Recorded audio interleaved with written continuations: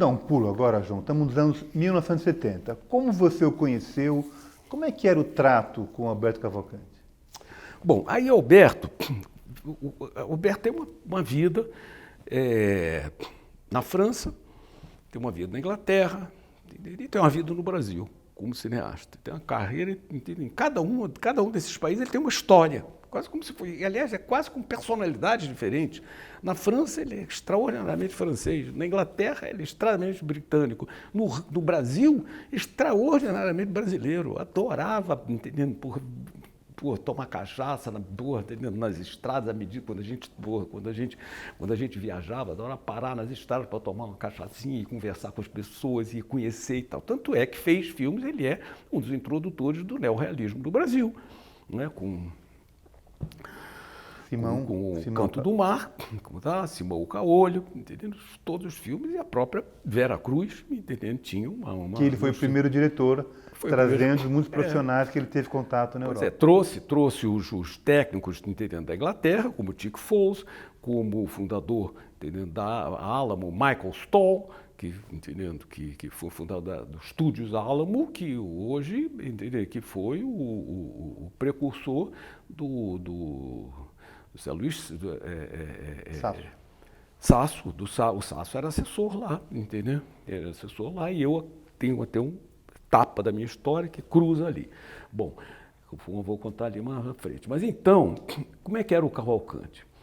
O Cavalcanti era os cornos da gente. Cornos. Os cornos da gente. Essa frase, quem disse foi Davi Neves. Davi Neves foi realmente um ideólogo assim, sutil do cinema novo, entendendo? Cacá Diegues é uma das pessoas que diz isso, entendeu? A influência de Davi Neves foi uma coisa extraordinária. Eu, por exemplo, estou aqui hoje fazendo cinema, muito graças a Davi Neves. Fernando Duarte estava em Los Angeles para fazer o Elise Tom, que Davi Neves levou. E ele conhecia Cavalcanti, ele é que me fez o contato posteriormente entre Cavalcanti e eu. Cavalcanti, eu conheci, por acaso, Cavalcanti em Los Angeles. Eu era cônsul adjunto, trabalhava no consulado do Brasil em Los Angeles. E, nas horas vagas, estudava cinema, entendendo? E já percebia que, em função, inclusive, de contatos que eu tinha com movimentos subversivos, considerados subversivos, de contestação ao regime e tal, e as relações que eu tinha, inclusive conheci lá os realizadores do filme Brasil, Relato sobre Tortura, Brazil Report on Torture, feito pelo grande Haskell Wexler, sobre os exilados brasileiros que em 71 são trocados pelo embaixador suíço e vão para o Chile, e ele faz um documentário sobre torturas com eles. Eu sou talvez a primeira pessoa, o primeiro brasileiro que viu esse filme lá, entendendo? E aí eu vi que a minha vida ia mudar. Eu nunca mais me desliguei desse filme. Porque você teve um passado na diplomacia. Eu era diplomata, mas era uma coisa absolutamente incompatível. Você trabalhar para um governo ditatorial, né, militarista e principalmente ditatorial, eu sabia que eu estava em rota de colisão. Eu já tinha sido chamado para a comissão de inquérito, para denunciar colegas, enfim. E sentia que eu ia ter que acabar saindo da profissão, já numa idade mais avançada. E eu vi que o cinema seria uma vertente natural, um caminho natural, entendendo, para eu, enfim, continuar, né, profissionalmente, entendendo, como opção profissional. Eu fazia parte da geração Paissandu, no Rio de Janeiro e tal, tinha amigos que faziam cinema e tudo. Então foi uma escolha natural. E eu estava lá em Los Angeles quando o Alberto Cavalcanti me entra pelo consulado adentro para renovar, entendo, o passaporte dele, uma coisa assim. E aí ficamos amigos e tal, conversamos e tudo, entendeu? E aí, na nossa conversa, eu até cheguei a comentar com ele, Alberto, eu acho, vou voltar para o Brasil para fazer cinema. Ele olhou assim para mim e disse, João, eu consegui fazer cinema em todos os países do mundo, exceto no Brasil. Olha só. Bom, mas a história do Davi Neves, que ele é os cornos da gente, é que o Davi, que conhecia bem o Alberto, dizia, ele é a cara do cinema brasileiro, a nossa cara. A gente, entendendo, essa coisa de o cinema institucional, o documentário institucional, era uma das coisas que ele defendia, que inclusive ao qual se deveria investir criatividade e atenção. No documentário institucional. Claro. História do Brasil. Não, documentário institucional principalmente o documentário que o GPO, que o documentário inglês cria, entendendo? Por exemplo, fazer um documentário sobre as grandes instituições inglesas. A primeira delas era o primeiro filme que, depois de ter feito o filme terminar o filme sobre as Minas, o primeiro filme deles foi o filme sobre os Correios, o Night Mail, né? E ele, então, no Night Mail, ele já introduz uma série de inovações em matéria de câmera, em matéria de roteiro, em matéria de locução, chama um grande poeta inglês. Auden, né? Benjamin Britten. Não foi Benjamin Britten. Britten era músico que ele chamou para fazer a música. Né? Então, Auden, W.H. Auden, ele chama o Auden, entendendo? Para fazer o texto e a locução, entendendo? Uma locução que o Arnaldo Carrilho, diplomata brasileiro, mas altamente conhecedor do cinema brasileiro e conhecedor, amigo de Glauber, assim, num delicioso sotaque gay dos anos 30, entendeu? O Auden faz uma locução em que o texto imita o barulho do trem. Letters to the poor, letters to the rich, a locução é toda assim, é toda acompanha, entendendo? Então, o documentário institucional, entendendo? Segundo eles, e eles estavam corretos, entendendo? Seria isso? Seria... Filmes das grandes instituições, filmes criativos. Seriam... Não, eles ofereciam possibilidades de criativas e de inovações estéticas mais do que o cinema comercial, que muitas vezes é rígido, é preso a uma série de convenções do que funciona, do que não funciona, enquanto que no documentário institucional se havia campo para experimentações que no cinema tradicional, no mercado, entendendo, muitas vezes não se consegue fazer. Entendendo? Isso é a importância do cinema. Então, essa coisa dos seus cornos da gente é o cinema que você vai, Humberto Mauro, História do Brasil, tem uma coisa que ele chama de cavação. É uma palavra, entendeu? Se você vê a história daqui, o que é cavação? É cavar o filme, está entendendo? E aí, daí é que vem a expressão do Humberto Mauro, que o cinema é cascata, entendendo? Quando você filma, que metaforicamente é uma definição maravilhosa, porque não tem nada que se assemelhe mais, entendendo, ao fluxo da linguagem cinematográfica do que a cascata, mas, na verdade, o que eu acho que ele estava pensando é que você tem que botar uma cascata, toda vez que você faz um filme, tem que botar uma cascata, tem que botar essas coisas, entendendo, que sejam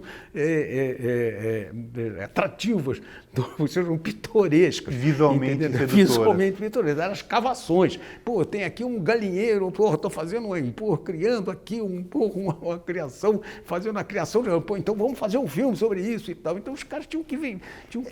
Essa cavação era o quê? Hein? O que era uma cavação? A cavação era descobrir um filme para fazer sobre qualquer coisa. O cara tem uma criação de galinha. Aí, o cineasta vai, isso é a história do Humberto Mauro, entendendo? Uma criação do INSE, já fazer filmes sobre alguns cineastas buscavam assuntos para fazerem filmes, assuntos de toda ordem, e isso era uma cavação, entendeu? Forçar a barra. É? Forçar a barra. Não é forçar a barra, claro, você, entendendo, fazer um filme, são os famosos filmes institucionais sobre os assuntos mais diversos, entendeu? Mas era maneira de viverem. Isso aí é cavação. Eles se criticavam uns aos outros. Isso aí é cavação. Isso aí é cavação, sim. A cavação é aquele filme que é feito exclusivamente por razões comerciais.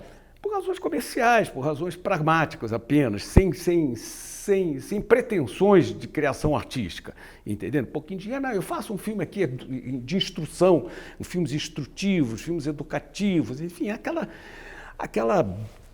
mas que constituem uma vertente de produção cinematográfica muito importante do ponto de vista de, entendendo, do ponto de vista de formação de mão de obra, do ponto de vista de emprego, de criação de emprego, de recorte de vista tema, de tecnologias, de importação de tecnologias, entendendo? É a mesma coisa, entendendo, que filme publicitário.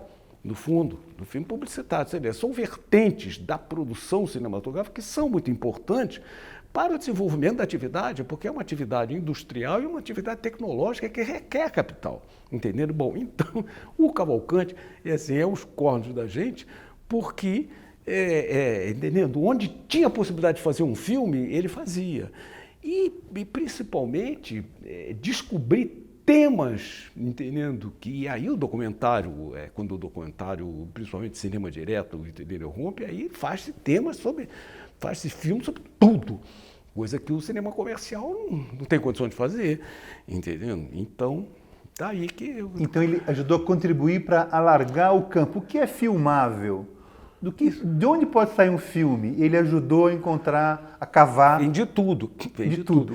Num países do terceiro mundo, em países periféricos como o Brasil, que não tem uma posição assim, hegemônica, entendendo? Dentro da indústria cinematográfica mundial, isso é fundamental.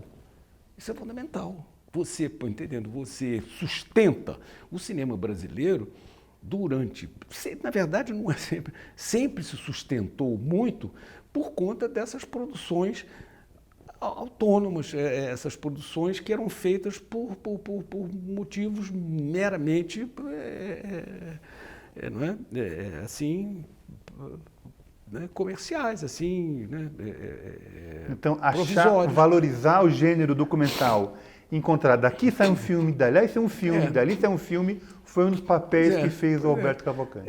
Entendendo? E Alberto achava que qualquer gênero, merece, entendendo, toda a atenção, merece investimento criativo, por mais incipiente que seja, entendendo a ideia, entendendo? Ele inclusive brincava, eu me lembro que ele brincava que naquela época falava-se muito mal, se criticava muito era a época das porno chanchadas. E disse assim, se me chamassem para fazer um porno chanchada, eu ia fazer uma porno chanchada com muitas rendas, com rendas negras e tal, entendeu? Valorizava. Valorizava, ele se desse para fazer uma porno chanchada. E o Wells, por exemplo, é o que o Wells fez quando chamaram ele, para fazer cinema, o Marca da Maldade, que é dos píncaros da arte cinematográfica, entendendo? Era cinema B, entendendo? Porque não davam, o Wells era muito mal visto em Hollywood, entendendo? E aí, não tinha ninguém para dirigir aquele filme, era um policial, entendendo?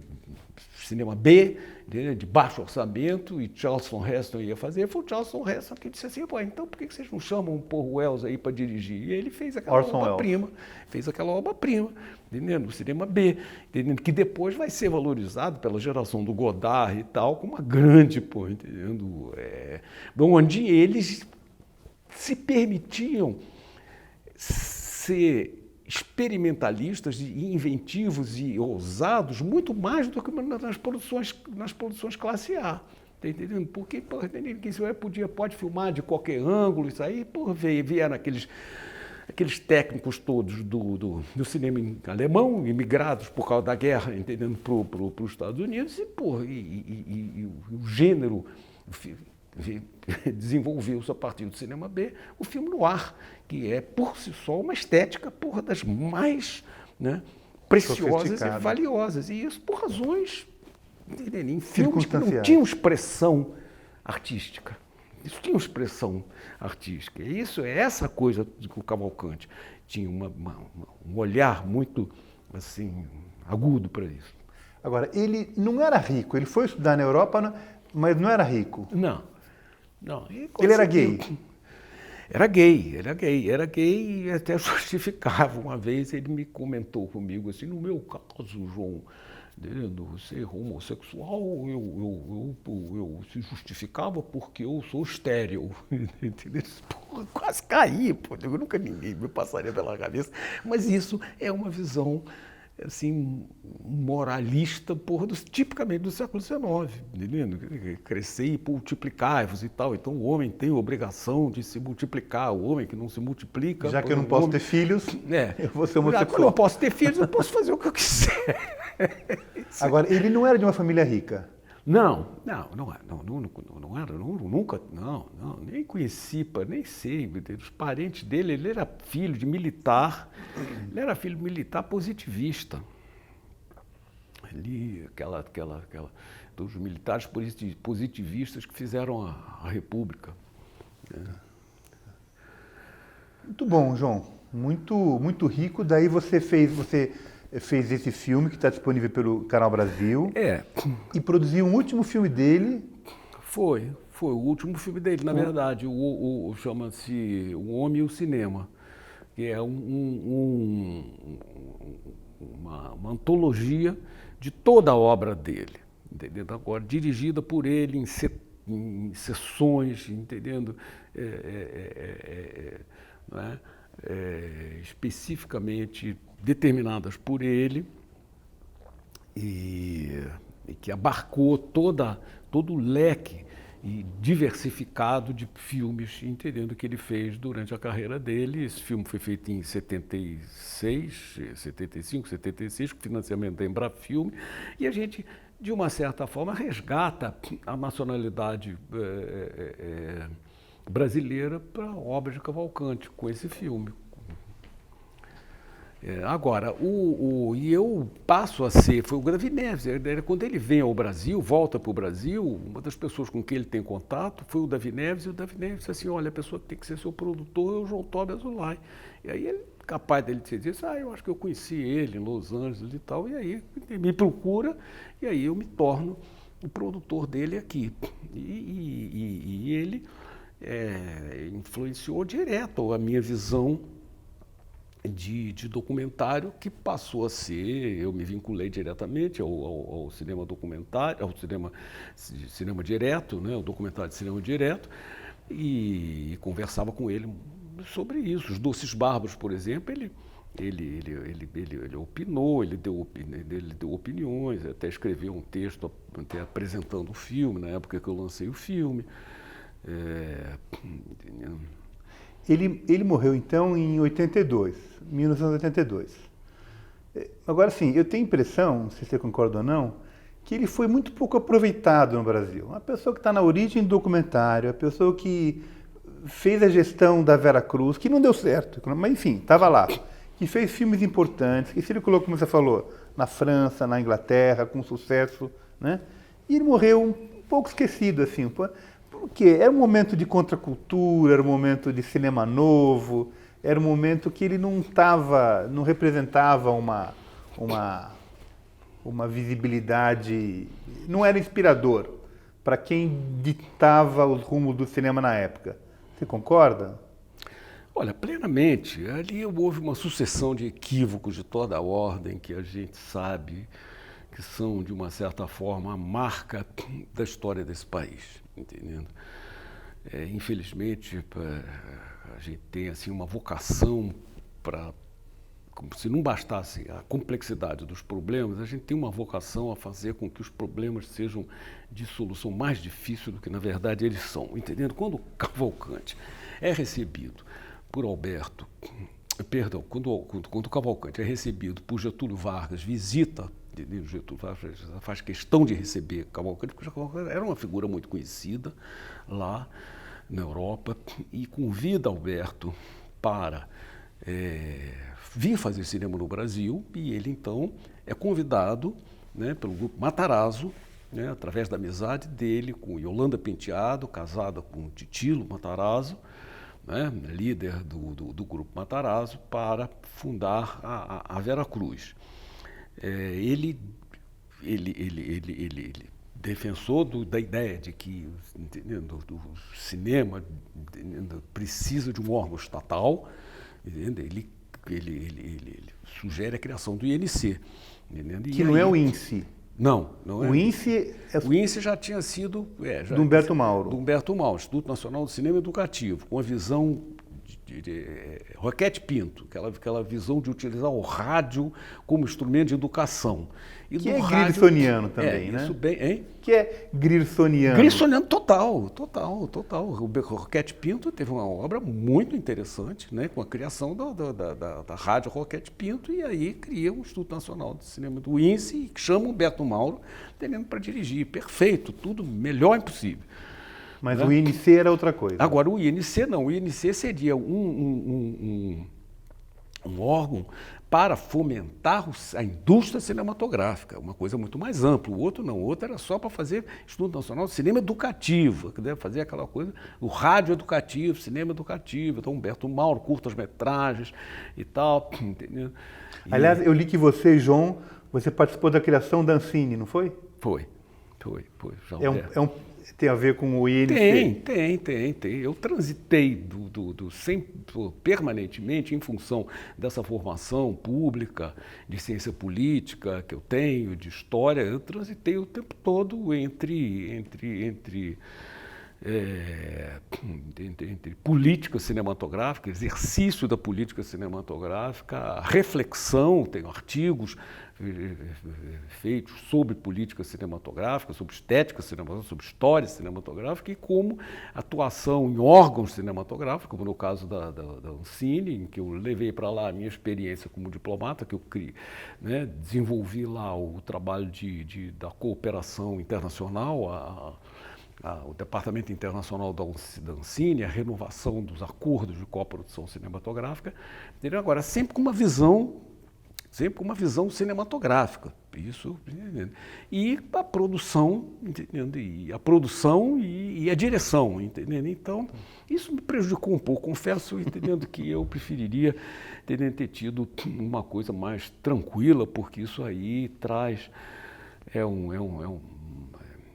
uma montanha russa que muitas vezes, entendendo, cansa e a gente não esgota as possibilidades plenamente que a gente, entendendo, que nos são oferecidas. Mas, você falava do Cavalcante. Pois é, aí ele é chamado, aí ele tem a oportunidade, entendendo, de criar a Veracruz com o financiamento, entendendo, do Matarazzo, né? E aí ele foi muito mal recebido. Ele foi muito mal recebido, como se tivesse a serviço, chamaram mesmo, entendeu? A serviço da CIA, do Departamento de Estado, do cinema, das majors e não sei mais o quê, e foi rechaçado, entendendo? Então isso na virada de 40 para 50. Né, que foi a época da Veracruz. Foi, exatamente, na virada de 40 para 50. Veracruz é 49, exatamente, entendeu? Quando ele volta ali, que ele termina a fase dele no cinema inglês com Michael Bauckham, com os grandes filmes de ficção dele, como meu favorito de muita gente, Dead of Night, né, com Michael Redgrave, com aquele que tem a famosa cena, um ventríloco, impressionante. Aquele é impressionante. Aquele é impressionante. Muito complexo. Pois é, você vê que a visão permanente de diluir as fronteiras. No cinema você pode fazer isso. Você dilui as fronteiras entre um personagem inanimado e um personagem vivo, entre um ator e um boneco. Entendendo? O boneco. E ele assassina o boneco. Ele assassina o boneco. E alguém que observava vai acudir o boneco. O guarda porracha. Acudir o boneco. Pois é. Entendeu? Eu tenho que pensar na minha carreira. Você está com a sua vida terminada. Essa cena é muito impressionante. Essa coisa toda. Muito impressionante. Aquilo é brilhante, mas aquilo não é por acaso. Aquilo é um princípio ideológico de estética cinematográfica, entendeu? Rompa no cinema, permite que se rompa o cinema, é ilusão. O cinema é ilusão, é obra de mágico, entendendo? Começa com Wells, entendeu? Você vai ver, não é aquela coisa real, entendendo? Não é. O real é o que é. Tem o real e tem o real do cinema, entendeu? E o grande cineasta é o que cria a realidade cinematográfica. E Cavalcanti sempre foi isso. Então ele vem para cá e aí cai nas brigas políticas, pressões muito fortes por parte dos donos dos todos italianos, entendendo? Aqui, entendeu? Você sabe como é que essas coisas são, e aí tinha que trazer, tinha que dar emprego para os italianos. Isso na Veracruz. Na Veracruz, entendendo? E, infelizmente, não era o que ele normalmente faria. Ele chamaria gente mais vocacionada para o cinema, como, por exemplo, quando ele teve a oportunidade, entendeu? Chamou Lima Barreto, né? Que foi como é que chamava o filme que ele fez sobre o Aleijadinho? Ele fez um filme sobre o Aleijadinho. O Lima Barreto, sobre a produção da Veracruz. Produção da Veracruz. E aí depois o Barreto faz o Cangaceiro, entendeu? E, enfim. Pela Veracruz agora, também, não foi? Hein? Foi pela Veracruz o Cangaceiro? Foi, entendeu? E aí, mas o grande problema da Veracruz, entendendo? Não é que não deu errado, a Veracruz deu certo. O que deu errado foi a comercialização, entendendo que foi a Columbia, né? A Paramount. A Paramount, a distribuidora, entendendo que se tornou distribuidora dos filmes da Veracruz. Ela comprou, entendendo? E aí o mercado cinematográfico, e aí os filmes não podiam competir com os filmes americanos. Alberto me disse que chegou a ver um documento do Departamento de Estado em que o Departamento de Estado recomendava que não se vender, que o Brasil não podia importar filme virgem. Que no tempo da Veracruz, muita gente não sabe disso. Pergunta a Maria Rita Galvão, que escreveu a história da Veracruz, ela sabe disso, entendendo? Era contrabandeado pela Argentina, o filme virgem que vinha para Veracruz. O Brasil não podia importar filme virgem. Porque não queriam que o Brasil desenvolvesse a sua indústria cinematográfica. Claro, era contrabandeado. Então ele sofreu pressão à direita e à esquerda também. À esquerda. Aí acusavam, desde homossexual a comunista. Aí foi acusado, entendendo de tudo que é tipo, de tudo que é jeito. Entendeu? E ao mesmo tempo ele também não era um sujeito de trato fácil, era um aristocrata, entendendo? Porque assim, de pavio curto, entendeu? Então, ele muito pouco político, entendeu? Muito pouco político, não entendia essas coisas da política. Quem reclamou, entendendo, sobre ele com Nelson Pereira foi Grissom. Grissom encontrou com Nelson me contou isso, encontrou com Grissom, entendendo, acho que em Montevidéu. O Nelson encontrou com Grissom. Grissom, Montevidéu, os dois conversaram. E o Grissom fez sérias críticas de que Alberto era intratável, que se considerava um artista intocável, não discutia nada. Tinha uma briga de egos muito forte entre o Alberto Cavalcanti e o John Grierson. Nessa comunidade que criou o movimento documentarista, o Cavalcanti virou uma segunda liderança. Mas Grissom era político, era extremamente político, e Cavalcanti não entendia de política, ele entendia de cinema, ele nasceu para fazer cinema. É o velho problema de Wells, velho problema de Eisenstein, problema de todos eles, né? Entendeu? E agora, imagina, você quer chamar, imagina se eu vou conseguir convencer alguém no governo inglês a fazer filmes neorrealistas. Agora, documentário, eles entendem o que quer dizer, entendeu? Não vem com essa, entendeu? Então, e, ao mesmo tempo, ele também foi vítima de inveja dentro do cinema inglês. A Elizabeth Sussex reconhece isso. Ele disse assim, quem ensinou os ingleses a fazer cinema foi o Alberto Cavalcanti, não tinha cineasta nesse país. Entendeu? E, no entanto, ele não assinava as direções. Ele assinava a direção de som. Por exemplo, o Night Mail, por exemplo, foi totalmente dirigido por ele. Mas ele não assina a direção. Ele deixava, ele já estava. Nesse ponto, ele era muito generoso, ele não competia nesse nível. O negócio dele, ele tinha relação.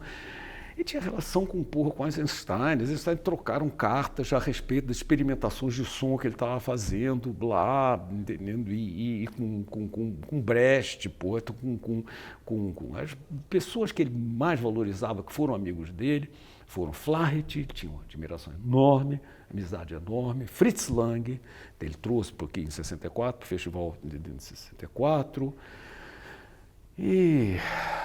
Bom, e fora no cinema francês, Renoir, ele era amigo, só que ali tinha ciúmes ali, porque ele era muito amigo de Catherine Hesselink, mulher de Renoir, e Renoir tinha uma certa, entendendo, assim, ciúme da influência que ele tinha sobre Catherine Hesselink. Sobre a própria mulher. Da própria... Mesmo Exato. Nesse contexto de orientação do Cavalcante. E fez um filme lindo com ela, né? Entendendo? O La Petite Lily, que foi feito por um curta-metragem, filme de 30 minutos, assim, feito no intervalo de uma filmagem que eles estavam fazendo na França, eu acho que foi até de Enrad, se eu não me engano, entendendo? Que ele fez com ela. Entendendo? E é uma coisa assim, linda, assim, um pouco cinema mudo, assim, entendendo? E botou uma tela em frente da lente, entendendo? Uma tela em frente da lente, então é toda, entendendo? A imagem é toda texturizada, assim, entendeu? Uma textura assim, diferente, uma coisa muito interessante. Com a Catherine Hesselink, grande amiga dele. Então isso a gente, tem um pouco desse desfecho menos celebrado do Roberto Cavalcante. Aí volta completamente amaldiçoado. A esquerda e a direita, entendendo, quando a Vera Cruz fracassa, aí tem a Maristela, enfim, teve o envolvimento dele com outras produtoras e tal, e, entendendo, ele fez o filme lá no Nordeste, dos Jangadeiros, do Canto do Mar, que foi indicado para Karlov Vary, né? Acho até que ganhou um prêmio em Karlov Vary, e que é um filme, indiscutivelmente, diretamente, contribuição direta para o neorrealismo brasileiro que surgia assim na Bahia, no Rio de Janeiro, em São Paulo, com Roberto Santos, no Sul, entendendo, com Salomão Scliar, que fez um filme chamado Vento Norte, entendendo? No Brasil, a história do cinema novo é uma história muito mal contada. A história do neorrealismo no Brasil, a introdução do neorrealismo no Brasil é muito mal contada, entendendo? Porque todo mundo associa praticamente só ao cinema novo. Pergunta aos franceses, por exemplo, os franceses associam, identificam, entendendo? Neorrealismo com cinema novo. Com Wagner, cinema novo e neorrealismo. E não tinha. Eu, quando eu estava na Ancine, participei do Ano Brasil-França e fiquei encarregado da área de cinema do Ano Brasil-França e levei para a França 400 filmes brasileiros, entendeu? Sendo que, inclusive, encarregado de fazer a curadoria, colaborei, porque a curadoria era dos franceses, uma mostra sobre neorrealismo no Brasil, no Festival de Nantes, entendendo? Em que eu fiz uma seleção junto com eles, né? Em que incluía esses filmes todos. E para mim mesmo foi uma revelação muito grande conhecer, por exemplo, um cineasta como um filme como Vento Norte, né? Do Salomão Scliar, que era um cineasta do Paraná, entendeu? E parece Normandia, não tem nada de tropical. Essa história não foi mal contada mesmo. Pois né? Muito mal contada. O realismo brasileiro antes do cinema novo. Tem que fazer, olha, eu vou te mandar a matéria e a seleção desse filme, dessa mostra que a gente fez em Nantes, entendeu? Que você vai ver os filmes que a gente selecionou, entendeu? No grande momento do Roberto Santos aqui, não é? O Bahia de Todos os Santos do Trigueirinho Neto, entendendo? Na Bahia, e o Canto do Mar, entendendo? E além dos filmes do Nelson, claro, entendendo? E 40 graus. Gente, então eu encerraria por aqui a primeira parte da nossa conversa para abrir a segunda parte, que é os filmes do João Toba Azulay.